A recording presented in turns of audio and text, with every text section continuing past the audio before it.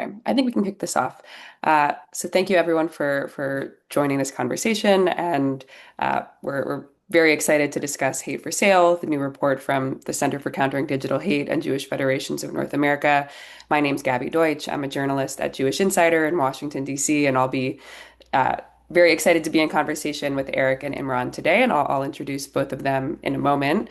This report, Hate for Sale, examines how anti-Semitic content is amplified and monetized on Instagram. It documents the alarming reach of several Instagram accounts that post racist and anti-Semitic content while promoting online shops selling hateful merchandise. So, a lot for us to talk about today. And I'm joined by Eric Fingerhut and Imran Ahmed. Eric is the president and CEO of the Jewish Federations of North America. JFNA represents 350 Jewish communities across the US and Canada, raising and distributing more than $2 billion annually to build flourishing, secure, and connected Jewish communities at home in Israel and around the world. Eric was previously the president and CEO of Hillel International, and earlier in his career, he served in the Ohio State Senate and as a member of Congress from Cleveland, where I also was born. Imran is the founder and CEO of CCDH, where he leads a team of researchers, policymakers, and advocates to address how digital platforms shape the lives of children, families, and communities. He established CCDH in 2016 in response to the rapid rise of online anti-Semitism in the UK and the murder of his colleague, Joe Cox, a member of parliament, by a white supremacist who was radicalized online. Imran's work has helped shift public understanding away from blaming individual users and toward recognizing how platform design choices, particularly engagement-driven algorithms, as we'll talk about today, affect children's mental health, social development, and sense of belonging. I'm excited to talk more with both of them about the findings from their report. But before, oh, excuse me. So I want to introduce both of them to give opening remarks, and then we'll hear from some members of Congress who shared videos related to this content. So, Eric, I'll turn it over to you first for a few opening remarks, and then we'll go to Q&A later. Thanks, Gabby, and it's really a pleasure to be with you, and we appreciate your involvement today, your participation today, and of course, Imran. It's an honor to be on the panel with him, and we so admire and respect the work of CCDH, and I know you'll hear more about that from Imran. You did a good job, Gabby, of summarizing what Jewish federations are, but we really are the central address of Jewish life across North America in every community, focused on bringing the community together and raising the necessary resources so that our communities are healthy and safe and educated and engaged together with each other and also with Jews around the world. One of our important responsibilities is to be involved in civic engagement across our own communities so that we are good citizens and good partners, but also that we make sure that as a minority living in a much larger community, that we make our public officials aware of the issues and challenges we're facing. And as you certainly know, and all of our listeners know, the rise of anti-Semitism, the incitement to violence, has become one of those critical issues that every single community is dealing with. It's certainly the number one issue that our federation leaders hear about from the Jewish communities that they serve, and there's an expectation that we'll do something about it, that we can address this challenge. The Jewish Federations of North America, which I'm privileged to lead, is the umbrella for all of these communities. So we not only help and support their work locally, but we also are the collective voice on public policy in Washington. And in other settings. So when we think about this issue, when we experience it, the reality is, well, it manifests, the anti-Semitism manifests locally, and the challenges are local that our students are facing, our young adults are facing, that our people are facing at work, and in all of the environments that they operate, that our synagogues are dealing with, that our Jewish institutions are dealing with. So much of the problem is coming from these global social media platforms. And our ability to be effective in protecting and supporting our communities in a local community has to be addressed, not only locally, though that's an important part, but also at a systemic, national, and global level. And that's what really brought us to this conversation about hate online and anti-Semitism online and the spread of it. Our first involvement came about over a year ago when, as I'm sure the listeners know, Congress passed and President Biden signed the bill to require the divestment of TikTok from the Chinese ownership to U.S. owned control of the algorithm and of the data, which has now been implemented through the sale to Ellison and the group. And maybe Imran can tell us more about how that's going. And when people ask, why are you involved as advocates on a bill like the divestment of TikTok? How's that our role? And our answer was, we're being tasked with responding to the rise of anti-Semitism, and this is where it is. It's on social media, not just TikTok, obviously, though TikTok is such a dominant player. But this is where it is, and so our involvement with that and our understanding that social media really is a huge driver of our recent rise of anti-Semitism, that has led us further beyond the TikTok bill to discover other work that can be done at the state level. Many states are addressing, and at the federal level. There's many pieces of legislation, many diligent members of Congress from both parties who are looking at these questions, and our aggressive interest in representing our community to advance these bills, and again also to our growing partnership with Imran and his excellent colleagues. So with that, I'll turn it over to Imran. Thank you, Eric. And look, thank you to JFNA for this partnership. My name is Imran Ahmed. I'm the founder and CEO of the Center for Countering Digital Hate, based here in Washington, D.C. CCDH is a global nonprofit. We study anti-Semitism and other harms online. The reason why is because we understand that social media has become the primary place where we share information. We establish our social mores, our norms of attitude and behavior. We negotiate our values. We even negotiate the corpus of information that we call facts. And that's a reason why we need to look out for anti-Semitism, which is a persistent virus which will always find weaknesses in our society to exploit in order to bring itself back into life. And we turn that research that we do into real-world action by platforms, by advertisers, by lawmakers and regulators who can help to shape a better online future for ourselves. We publish evidence that is clear, accessible, and robust. We ensure it's seen by the public through our exceptional internal media machine. And then we build coalitions across political parties, as we'll see today, across advocacy sectors, across communities to demand accountability. Just last month, for example, we held a press conference on the Hill with Democratic and Republican senators, with Hollywood star Joseph Gordon-Levitt, with parents who'd lost their kids to online harms, to push collectively for reform of Section 230, which is the law that prohibits legal liability for social media platforms and is at the heart of the culture of arrogance and indifference that these platforms demonstrate when it comes to protecting Jewish life in America. In other countries, in the UK, we helped to pass the Online Safety Act 2 years ago, legislation that creates systemic transparency and accountability for social media and AI chatbots. We're currently working with the new regulator there on enforcement action relating to the part that platforms played in enabling online extremist networks involved in a terrorist attack at a synagogue in Manchester, England last year. And in Europe, our research contributed to the EU opening formal proceedings against X for breaches of their transparency laws under the Digital Services Act, which again we helped pass. But let me turn to the report we're here to discuss today, Hate for Sale. So this study exposes how anti-Semitism is not only spreading on Instagram, it is being directly amplified and rewarded by Meta. So our researchers identified Instagram accounts which are openly selling anti-Semitic merchandise, glorifying Nazis, attacking Jews, rejecting the existence of Israel. We discovered these accounts were being actively recommended and amplified by Instagram's algorithms, helping them to accrue billions of views. And the merch they were selling wasn't edgy humor. It is clear hate-filled propaganda, clearly contravening Meta's own policies on hateful conduct.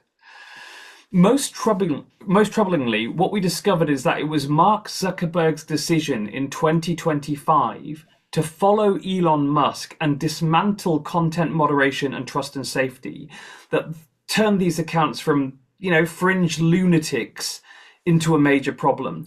After those safeguards were weakened, views across those accounts jumped from 220 million in one 6-month period to 826 million in the next. And at least 2 of these accounts claim tens of thousands of fulfilled orders for their merch, generating revenues of hundreds of thousands, possibly millions of dollars. What this research outlines is the emergence of a highly profitable, low cost, thanks to AI and social media, multi-million-dollar digital economy of anti-Jewish hate on Instagram. And algorithms amplify that extreme content because it drives engagement. It keeps people on platforms. And that means that the platforms are profiting too. The reach drives merchandise sales, the sales fund more content, the cycle continues. And each time it gains more speed as more and more advertising dollars are injected. So what happens next? First, alongside Eric and his team, we are urging Meta to reinstate proactive moderation, to enforce its rules, to listen to experts in anti-Semitism like Eric and his team. Second, we are forcing e-commerce platforms to enforce their policies prohibiting the sale of hateful products. We've already had some success there. And third, we are working relentlessly with our partners to drive policymakers and regulators to implement greater transparency and accountability for these platforms. Anti-Semitism online is not inevitable. It is the product not just of malignant design choices, of opacity, of insufficient accountability, but also of zero regulation. And all of these things can be changed. We deserve an online world that actually supports Jewish life in America, rather than working ruthlessly, mathematically, relentlessly to end it. Thank you. Thank you, Imran, and thank you, Eric, for those remarks. And we'll dive in shortly into the meat of this study and what you found. Before we do that, we are going to share video messages from a few key members of Congress who work on these issues. So I'll introduce all of them, and then we'll play those 3 in a row. The first is from Congressman Gus Bilirakis, a Republican from Florida who chairs the House Subcommittee on Commerce, Manufacturing, and Trade. We'll also hear from Congressman Frank Pallone, a Democrat from New Jersey who is the ranking member of the House Committee on Energy and Commerce. And lastly, we'll hear from Congresswoman Erin Huchin, an Indiana Republican who is the lead sponsor of the AWARE Act, which is legislation that JF&A recently endorsed. So we'll turn it over to those videos now.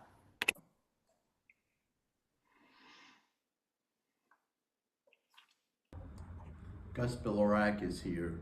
Thank you for the opportunity to speak about an issue that demands moral clarity and unwavering resolve, the alarming rise of anti-Semitism, particularly on online spaces. Anti-Semitism is one of the oldest and most persistent forms of hatred of human history. It has taken many forms over the centuries, from exclusion and discrimination to violence and genocide. We would like to believe that such hatred belongs to the past, yet today we are witnessing its resurgence, unfortunately, amplified and accelerated in ways that previous generations could not have imagined. Social media platforms and online forums have become powerful tools for communication and connection, but they have also become breeding grounds for conspiracy theories, Holocaust denial, threats, and the dehumanization of Jewish Americans and Jewish communities around the world. What once may have been whispering in the shadows can now spread globally in seconds, unfortunately. This is not just an online problem. Words matter, folks. Lies repeated often enough can shape attitudes. Hatred normalized in digital spaces can translate into harassment in our schools, vandalism at synagogues, intimidation on college campuses, and violence in our communities. We have seen it before, unfortunately. We know where it leads if left unchecked.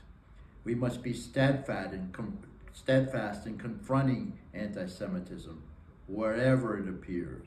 That means calling it out clearly and consistently, whether it comes from the far right, the far left, or anywhere in between. There is no acceptable form of anti-Semitism, plain and simple. There is no acceptable level of anti-Semitism, plain and simple. It also means holding technology companies accountable. Platforms that profit from engagement cannot turn a blind eye when their algorithms amplify hate. Transparency, enforcement of community standards, and meaningful actions against incitement are essential. Free speech is a cornerstone of our democracy, but it does not shield criminal threats, harassment, or incitement to violence. Education is equally critical. We must ensure that future generations understand the history of the Holocaust, the contributions of Jewish Americans, and the danger of allowing prejudice to take root. When young people encounter false narratives online, they must be equipped with the knowledge and critical thinking skills to reject them. Above all, this is about standing together, folks. Anti-Semitism is not just a Jewish issue. It is an American issue. It is a moral issue. When one community is targeted for who they are or what they believe, it undermines freedoms and dignity of all of us. Our nation was founded on the principle that all people are created equal and endowed with unalienable rights. We cannot tolerate discrimination, bigotry, or hatred in any form. We must speak with one voice to say that anti-Semitism has no place in our country and no place in our future. Let us recommit ourselves to vigilance, to education, to accountability, and to unity. Let us be clear that we will not allow old hatreds to find new life online or anywhere else. And let us stand firmly, proudly, and unapologetically against anti-Semitism in all its forms. Thank you.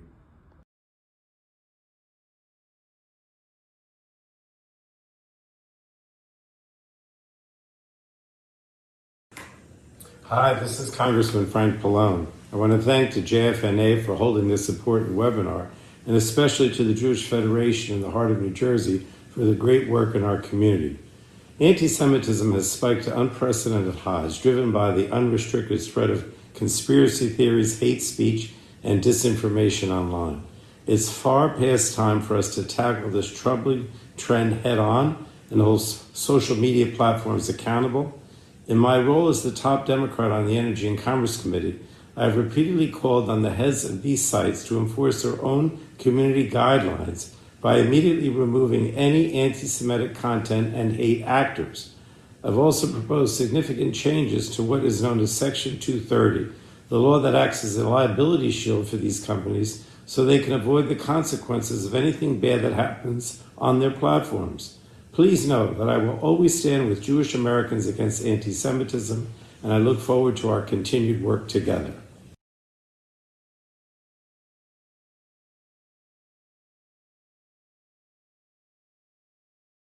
Hi, I'm Congresswoman Erin Houchin, and I'm grateful for the opportunity to speak with the Jewish Federations of North America about an issue that deserves serious attention: the intersection of artificial intelligence and rising anti-Semitism.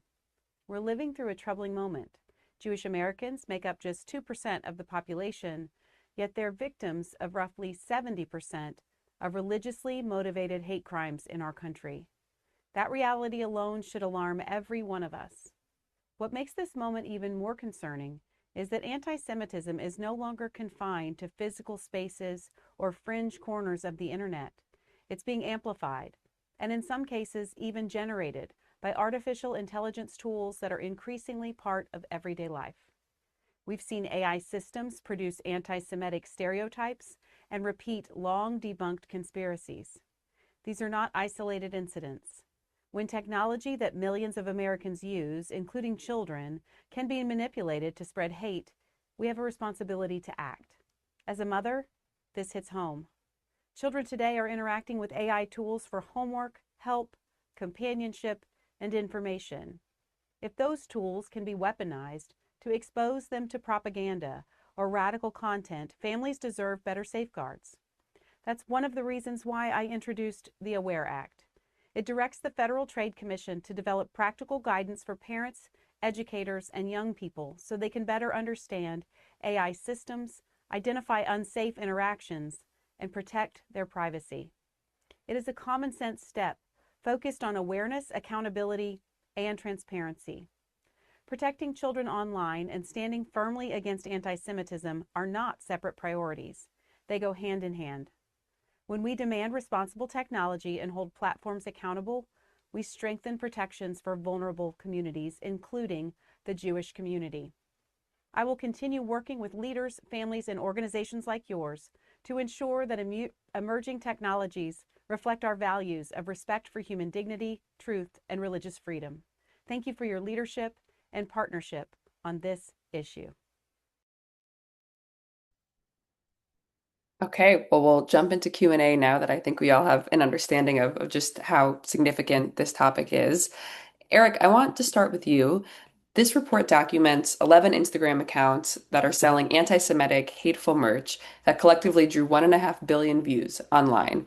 For people hearing that number, what should it tell us about how anti-Semitic content online has become mainstream and how it's actually affecting Jewish communities?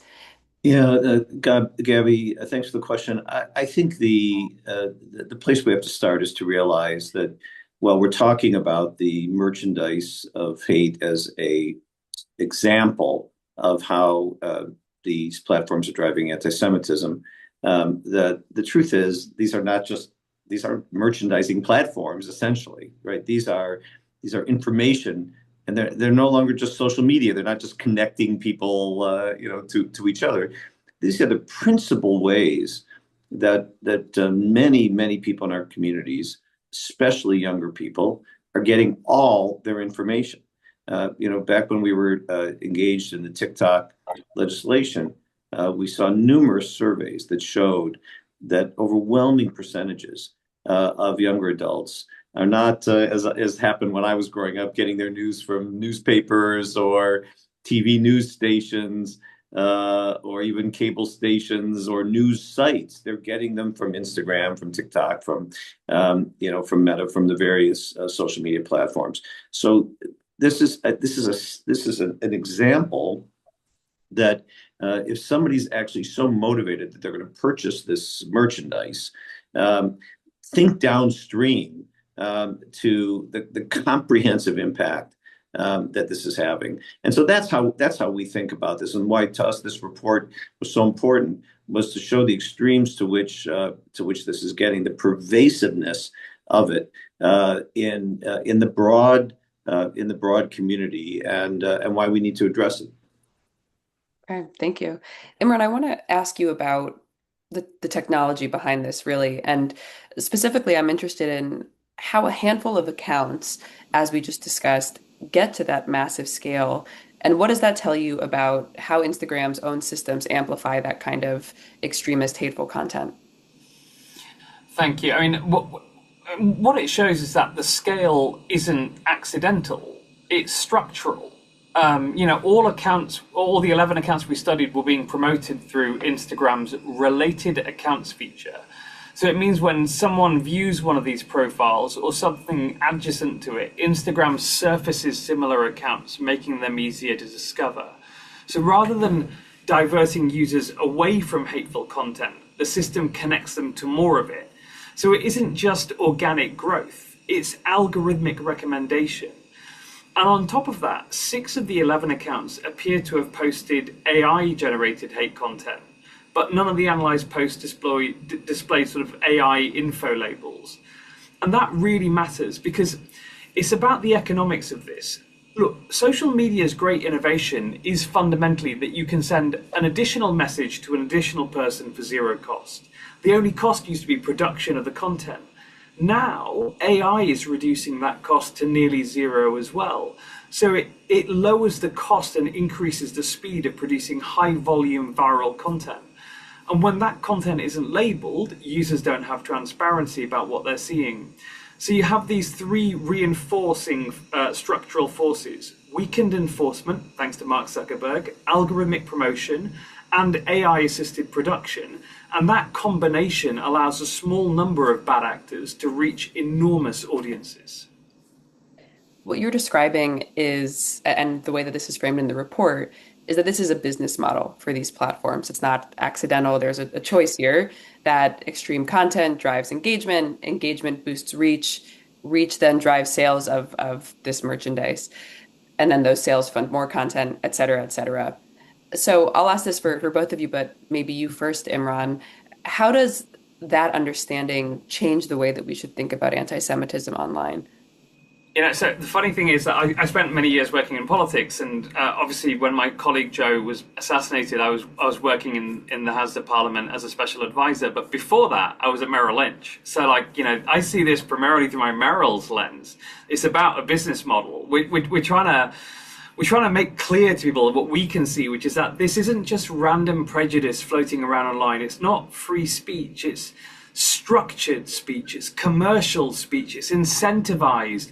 Extreme content is designed to provoke, and platforms prefer it because it makes people argue online. So that provocation, that emotional reaction drives engagement, engagement increases reach, and then reach drives the merchandise sales, and those sales fund more content. So it's a reinforcing cycle in which both actors, the platforms and the producers, are benefiting and profiting lavishly.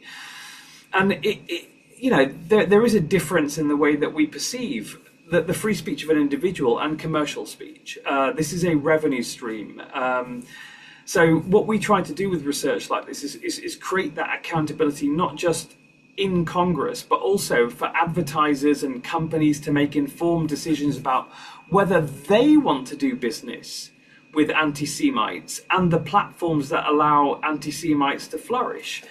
Our thesis is that if sunlight can expose how hate is amplified and monetized, then that empowers the market, civil society, and policymakers to act.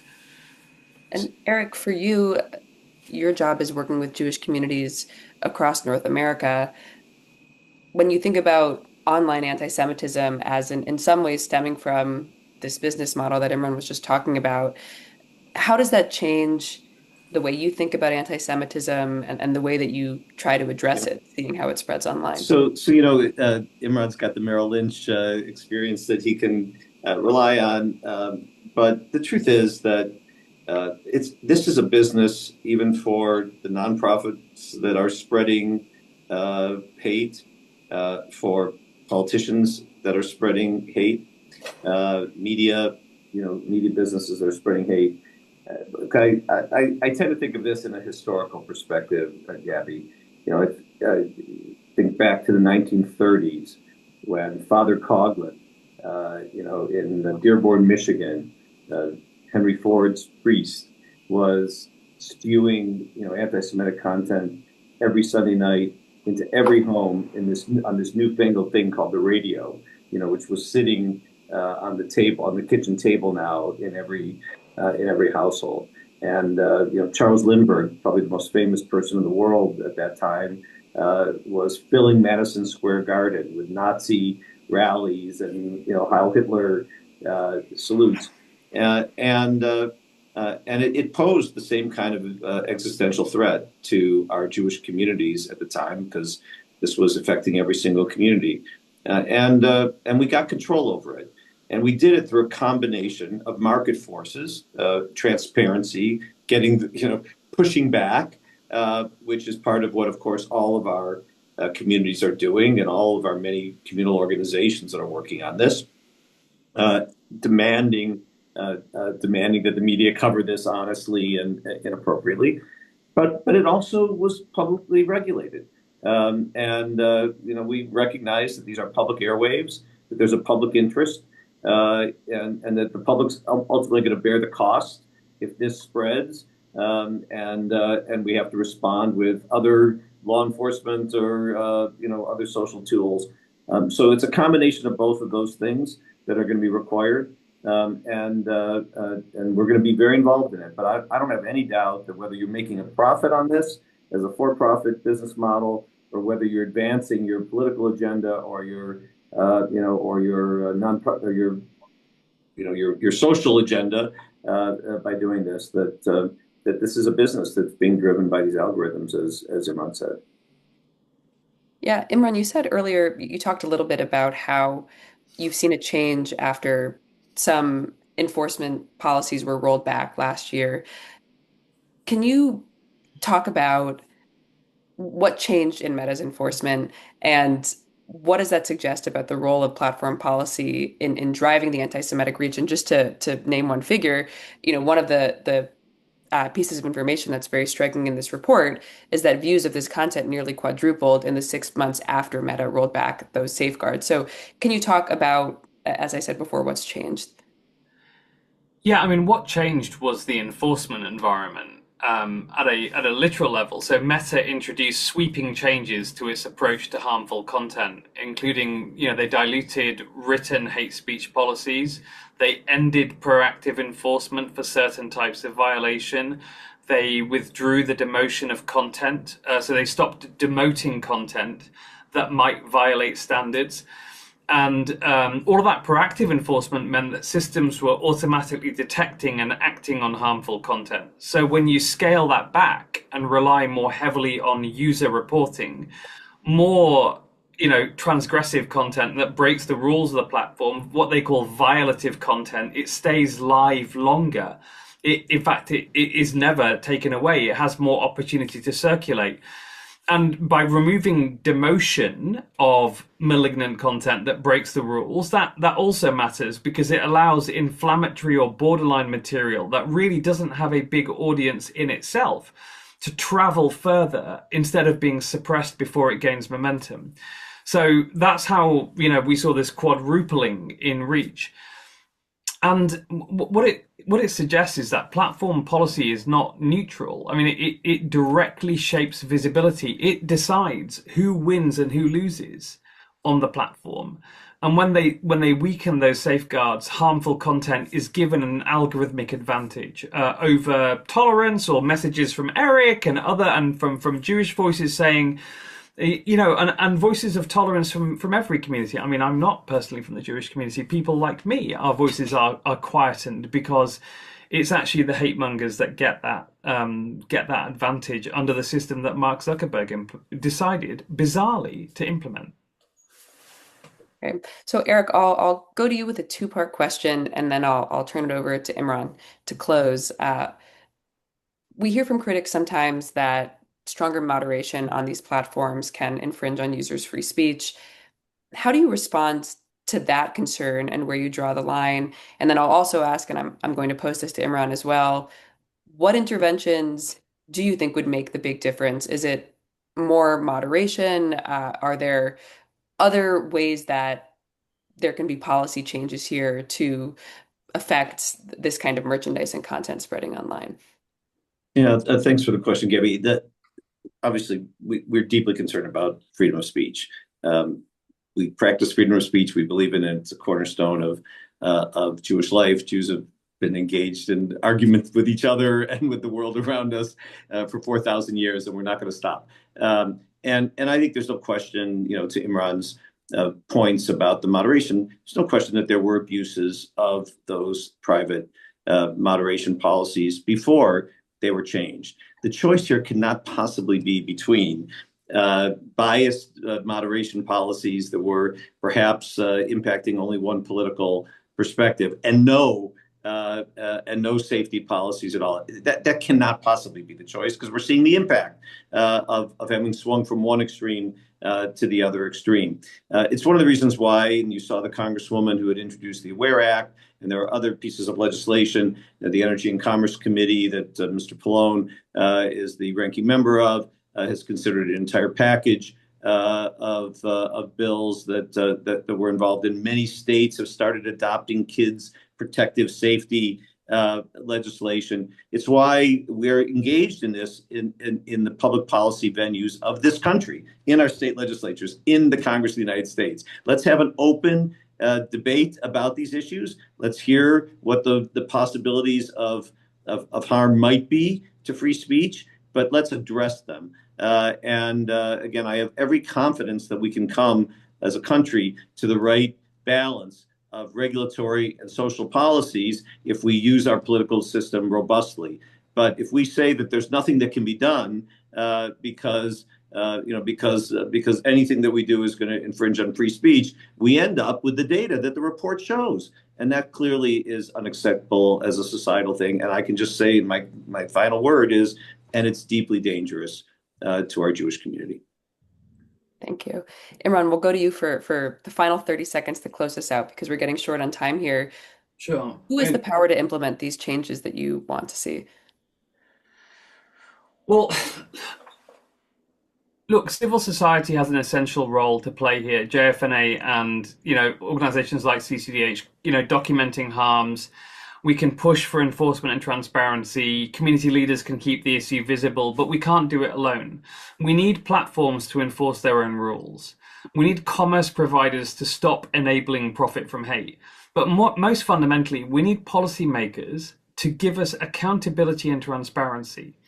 Nothing CCDH ever calls for is about individual bits of content. We want more transparent systems so that advertisers, users, everyone else can have informed decisions about the platforms that they're using. So it doesn't take studies like this, which only shine a little light on one tiny aspect of the problem. We need the floodlights turned on these black box systems. But the second thing is that we need accountability. Congressman Pallone talked about Section 230 as well, something that Eric and I have talked about and something that CCDH is advocating for on the Hill every day, which is that we need to have systems so these companies are held to the same laws as any other publishers.